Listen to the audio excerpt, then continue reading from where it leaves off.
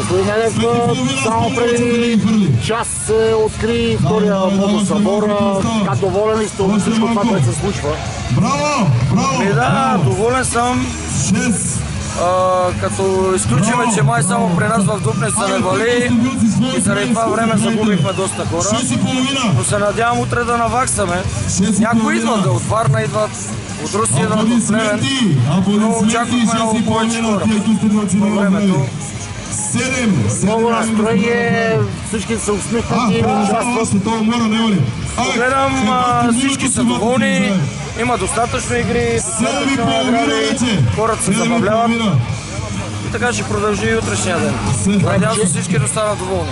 Чест ви прави, че се занимавате вашия мотоклуб с тази организация. От тук насетне смятате ли всяка година да се прави? Да, по принцип правим мотосъборите с цел дарение за социално слаби дечица, които си ги сами подбираме. И с миналогодишния събор преди един месец се грижихме, благодарение на събора с община Дупница и нашите спонсори, се грижихме за 9 дечици. Сега с тази цел пак го правим и тази година да продължиме. Стига да ни помагат спонсорите и така да продължат мотоклубовете да ни уважават и да ни посещават.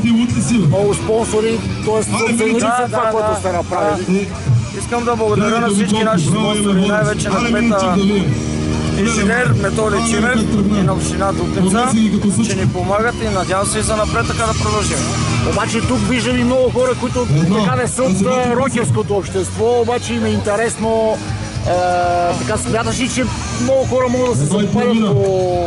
Да, има доста желаещи.